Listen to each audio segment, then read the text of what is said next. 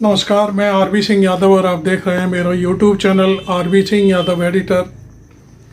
आगरा के राज्यसभा सदस्य सांसद रामजी लाल सुमन का मसला अभी भी कम नहीं हो रहा है।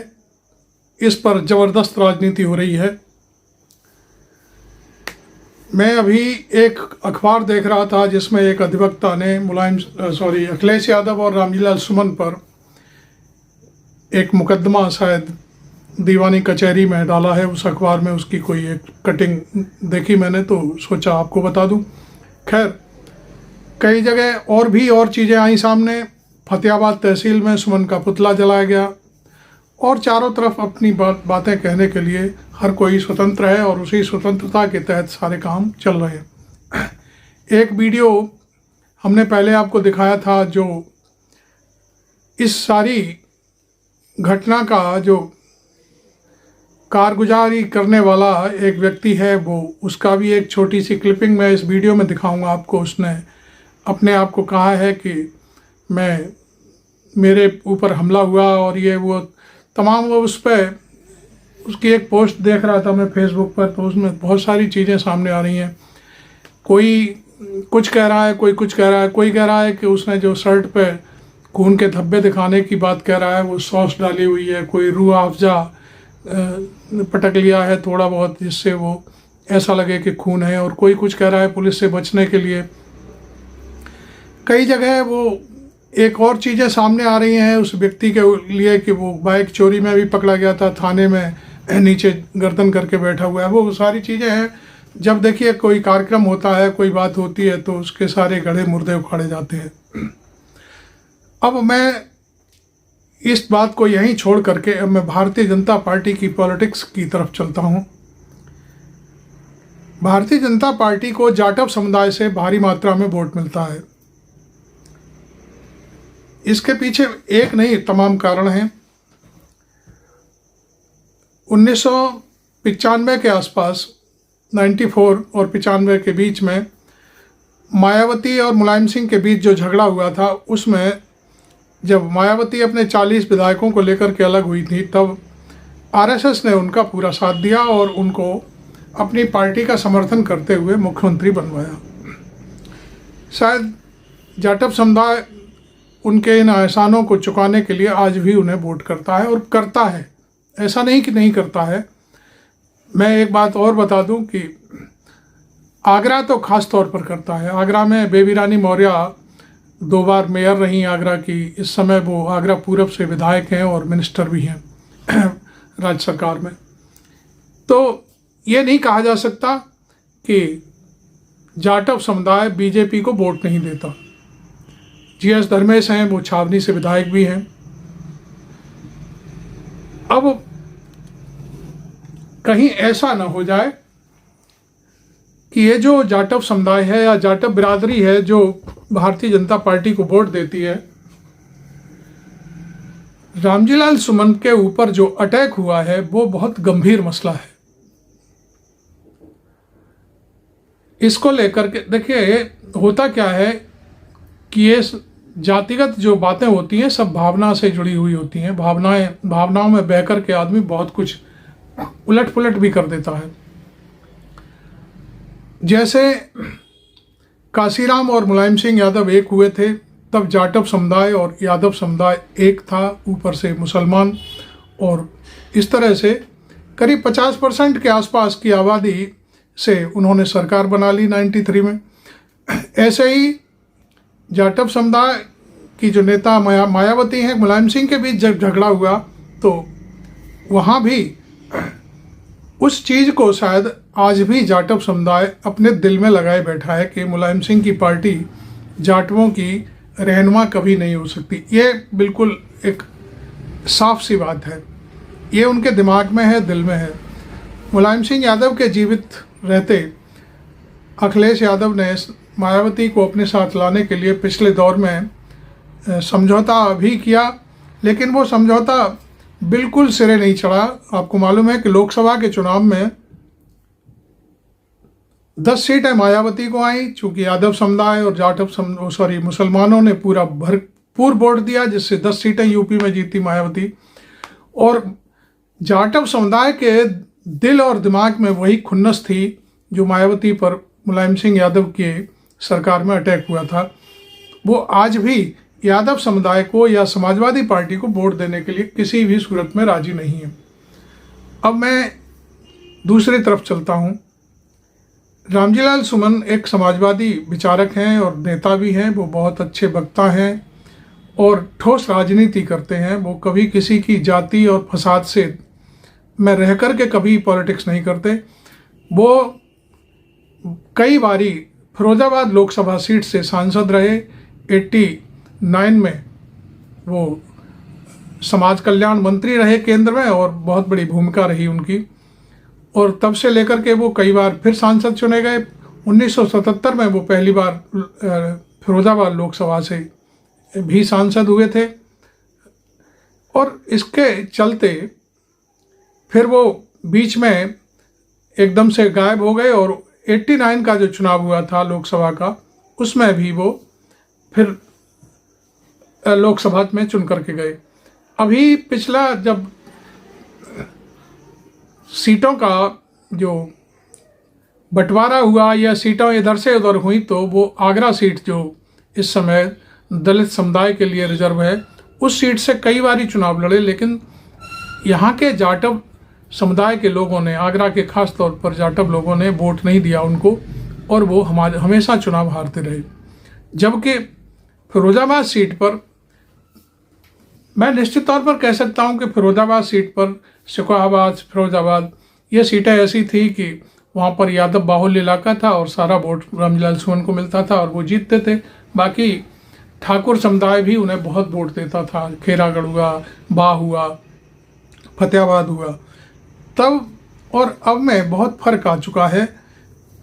वही ठाकुर समुदाय आज उनके पीछे पड़ा हुआ है और कुछ कसमकस ऐसी हुई है कि वो सुमन भी पीछे हटने को तैयार नहीं है। उन्होंने भी कल पीटीआई को एक इंटरव्यू दिया था, उसमें साफ कह दिया कि मैं माफ़ी किसी से नहीं मांगूंगा। लेकिन इस बात का आज भी ठाकुर समुदाय बुरा मान रहा है और वो शायद ये कह रहा है कि भले ही कुछ भी हो, माफ़ी तो मांगनी पड़ेगी और फलाना ढिमका जो भी है। खैर, मैं अब आपको फिर भारतीय जनता पार्टी की राजनीति पर ले जाता हूँ। ये मामला बहुत अब राष्ट्रीय स्तर पर फैल चुका है। चारों तरफ रामजीलाल सुमन का नाम हो चुका है और वो ये भी क्लियर हो गया कि वो जाटव समुदाय से आते हैं। तो जाटव समुदाय और यहाँ तक कि खास तौर पर आगरा की जो जाटव महासभा है, उसका भी बयान आया है, वो उनके पक्ष में है। और ये सारी चीज़ें मैं समझता हूँ ये ऐसे ही चलती रहीं और भारतीय जनता पार्टी ने करणी सेना को लेकर के उनके ऊपर ब्रेक नहीं लगाया तो फिर ये बातें बहुत लंबी जाएंगी। और ये मुझे लगता है कि 2027 का जो विधानसभा चुनाव होगा उसमें भारतीय जनता पार्टी को बहुत मुंह की खानी पड़ेगी। अब एक बार फिर बीजेपी के जो राष्ट्रीय और उत्तर प्रदेश लेवल पर जो कहानियाँ चल रही हैं मुख्यमंत्री योगी आदित्यनाथ को हटाने के लिए, वो भी कुछ चीज़ें मैं आपके सामने रखूँगा। लेकिन उससे पहले आप शिवपाल यादव और रामगोपाल यादव, इन दोनों के वीडियो सुनवाता हूं और एक क्लिपिंग उसमें जो राजस्थान का वो व्यक्ति है जो खुद को घायल बता रहा है, वो भी क्लिपिंग दिखाऊंगा। उसके बाद फिर मैं इस चीज़ को आगे बढ़ाऊंगा। समाजवादी पार्टी ईद के बाद पूरे उत्तर प्रदेश में आंदोलन करने जा रही है इस इशू को लेके कि सामंतवादी मनोवृत्ति जो है जिस तरह से पनप रही है, और ये तो रामजीलाल सुमन के ऊपर हमला हुआ है। अगर रामजीलाल सुमन दलित न होते, अगर उन्हीं की बिरादरी के होते तो हमला करते ही लोग। ये पूरे पीडीए पर और दलित समाज के ऊपर हमला है। समाजवादी पार्टी इसको किसी कीमत पर बर्दाश्त नहीं करेगी और ईद के तत्काल बाद हमें अगर कार्रवाई नहीं होती है तो पूरे प्रदेश में आंदोलन चलेगा। समाजवादी पार्टी के लोग जो यहाँ पर गुंडई शासन प्रशासन के इशारे पर हुई है, हम लोग झुकेंगे नहीं, मुकाबला करेंगे और बर्दाश्त भी नहीं करेंगे। इनकी गुंडई को बर्दाश्त भी नहीं कर सकते। देखिए, भारतीय जनता पार्टी के लोग इशारे पर हुए ही है। भारतीय जनता पार्टी तुष्टीकरण की राजनीति करती है और इसी तरीके से सौहार्द को बिगाड़ना चाहती, सद्भावना को बिगाड़ना चाहती है। तो हम लोग इसका मुकाबला करेंगे, समाजवादी पार्टी के लोग। और ये देखिए, दलित विरोधी हैं, पिछड़ा विरोधी हैं, अति पिछड़ा विरोधी हैं, अल्पसंख्यक विरोधी हैं ये भारतीय जनता पार्टी के लोग। ये अपने कोई काम तो किया नहीं, केवल यही मुद्दा बनाना चाहते हैं इस तरीके का। तो हम लोग इसका मुकाबला करेंगे, बर्दाश्त नहीं करेंगे। मेरा कहना यह था, आपने देखा होगा दोनों नेताओं की बात कि वो इस मामले को आंदोलन के रूप में वो आगे बढ़ाएगी पार्टी, समाजवादी पार्टी। तो जब समाजवादी पार्टी इस मामले को भुनाने की कोशिश करेगी कि जाटव समुदाय पर हमला हुआ है, और इस चीज़ को मैं एक एनालिसिस सुन रहा था, एक प्रोफेसर है लखनऊ के, उन्होंने कहा कि अखिलेश यादव को इस मामले में टोटली अब कूद जाना चाहिए, किसी से पीछे हटने की ज़रूरत नहीं है। उन्होंने यहाँ तक कहा कि अखिलेश यादव को ठाकुर समुदाय तो वोट देता ही नहीं है। ये बात भी सही है। ठाकुर समुदाय और यादव समुदाय के बीच में हमेशा झगड़ा बना रहता है। ये आज से नहीं है, ये मैं बहुत पुरानी बातें बता रहा हूँ। 89 के चुनाव में और उससे पहले के चुनाव में निधौली और आपका एटा जनपद में आमतौर पर ठाकुर और यादवों के बीच संघर्ष होता रहा है। कई हत्याएं हुई, मारे गए लोग, तमाम चीज़ें थी। बाबा सुरेशानंद का भी एक जिक्र आता है इस मामले में। और निधौली कला में तो कई मर्डर भी हुए चुनाव के दौरान। तो इस तरह की चीज़ें वो किसी से छिपी नहीं है, या मेरी ये कोई बनावटी चीज़ें नहीं है, वो सब एक हिस्ट्री है। जब भी चुनाव हुआ तब ठाकुर और यादवों के बीच आपस में संघर्ष होता रहा, और ये बात लकीर खिंच गई कि यादवों को ठाकुर कभी वोट नहीं देगा। ऐसा ही स्थिति यादवों की तरफ से है कि वो ठाकुर समुदाय के जो प्रत्याशी होते हैं उनको वोट नहीं देते। तो ये सारी चीज़ें मैं आपको इसलिए बता रहा हूँ कि यदि 2027 के चुनाव में इस तरह की स्थिति बनती है तो बहुत भारतीय जनता पार्टी को हानि उठानी पड़ सकती है। क्योंकि अब देखिए, बेबी रानी मौर्य के अलावा किसी भी दलित जो विधायक है, रामजीलाल सुमन के खिलाफ कोई बयान नहीं आया है। बेबी रानी मौर्य ने ज़रूर ये बात कही है। कुछ अभी मायावती ने भी एक बात समाजवादी पार्टी पर आरोप लगाया, अपना एक उनका ट्विटर हैंडल देख रहा था मैं, उस पर उन्होंने कहा है कि समाजवादी पार्टी दलित नेताओं को आगे करके अपनी पॉलिटिक्स चमका रही है। ये अभी से उन्होंने आग में घी डालने का काम शुरू कर दिया है। भाई, जब मायावती बोलेंगी तो निश्चित तौर पर उधर से भी कुछ ना कुछ बोला जाएगा।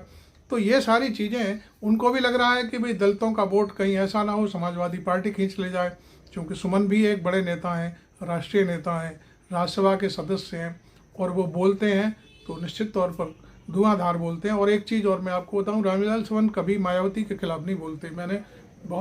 मैं उन्हें कई दशक से जानता हूं, उन्होंने कभी किसी भी, मायावती तो क्या, किसी जाति विशेष के बड़े नेता पर कभी कोई टिप्पणी नहीं की। वो जनहित के मुद्दे उठाते हैं। अब तक मैं पिछले 4-5 वीडियो उनके देख चुका हूं, और मैं अपने वीडियो इस पर अपने यूट्यूब पर भी डाल चुका हूं। उनके जो पार्लियामेंट में बोलते हैं तो वो एक जनता की आवाज़ उठाते हैं हमेशा।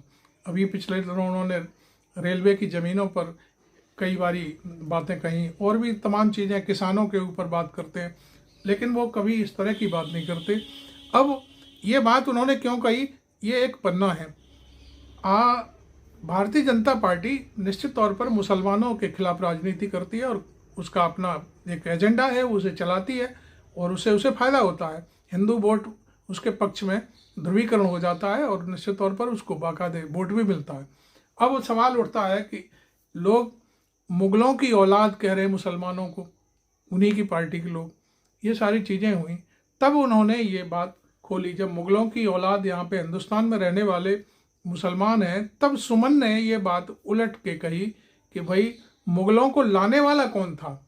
जिन मुगलों की बात कर रहे हो, उन मुगलों को लाने के लिए, इब्राहिम लोदी को हराने के लिए राणा सांगा लाए थे, और राणा सांगा के साथ धोखा हुआ, जो भी हुआ, लेकिन वो इसके लिए जिम्मेदार तो राणा सांगा ही हैं। अब जो लोग मुसलमानों को बाबर की औलाद कह रहे हैं, ये शब्द रामजीलाल सुमन ने इस बात को इस तरह से कह दिया कि आप राणा सांगा की औलाद हो, शर्म करो, आपको तो ये बात कहनी भी नहीं चाहिए। इस तरह की बात थी एक। उससे जो राणा सांगा के जो लोग थे या जो लोग हैं इस समय समाज के लोग हैं जो खुद को राजपूत बताते हैं, उन लोगों के इस बात को लेकर के वो बात खल गई और मिर्ची लगी। और तो फिर वो नेचुरल है। ये धार्मिक बवंडर है, जातिगत बवंडर है और भावनात्मक है सारा खेल, वो अब पूरा खेल हो रहा है। लेकिन करणी सेना के इस तरह के जो उन्होंने प्रोटेक्शन किया है, वो ये कह रहे हैं कि हमें तो प्रशासन से हमें कोई मतलब नहीं है, प्रशासन ने हमारी बात को सुना, हमें जाने दिया, इस तरह की बात कर रहे हैं। तो इससे क्या होगा? इससे होगा कि सरकार के खिलाफ जाटव समुदाय है, खास तौर पर जो योगी हैं, जो चीफ मिनिस्टर हैं, उनके खिलाफ बवाल हो सकता है। क्योंकि कोई नेता नहीं होता, नेता को समाज बनाता है और जनता बनाती है। अब यहाँ एक चीज़ और मैं जोड़ूंगा कि योगी आदित्यनाथ के खिलाफ भारतीय जनता पार्टी में ही लॉबिंग हो रही है, गुजरात लॉबी लगी हुई है कि चूँकि योगी आदित्यनाथ अपनी एक बहुत बड़ी पहचान बना चुके हैं हिंदू नेता के रूप में, और वो जो भी बोलते हैं उससे पूरे देश में बवाल होता है और देश की जनता उनको सुनती है। अब इसमें किसी को कुछ बुरा मानने की भी ज़रूरत नहीं है, वो तो नेतागिरी है, नेतागिरी में तो सब कुछ जायज़ होता है।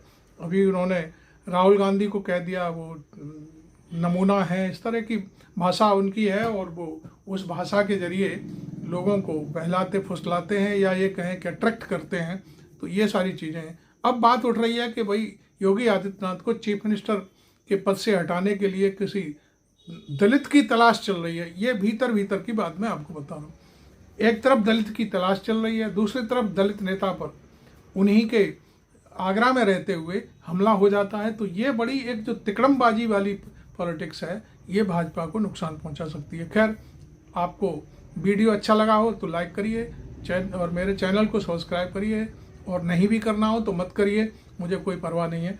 लेकिन मैं इसी तरह की जो खबरें हैं, एनालिसिस है, मैं आपको सुनाता रहूँगा, क्योंकि मेरी पत्रकारिता का बहुत बड़ा अनुभव है और मैं सारी चीज़ें आज से नहीं, मैं 1986 से पत्रकारिता के रूप में हूँ, तब से ये सारी चीज़ें मैं देख रहा हूँ बचपन से। तो मुझे सारी चीज़ों का इस तरह से अनुभव होते हुए ये सारी चीज़ें मैं आपके सामने रख रहा था। Thank you very much. मैं आरबी सिंह यादव।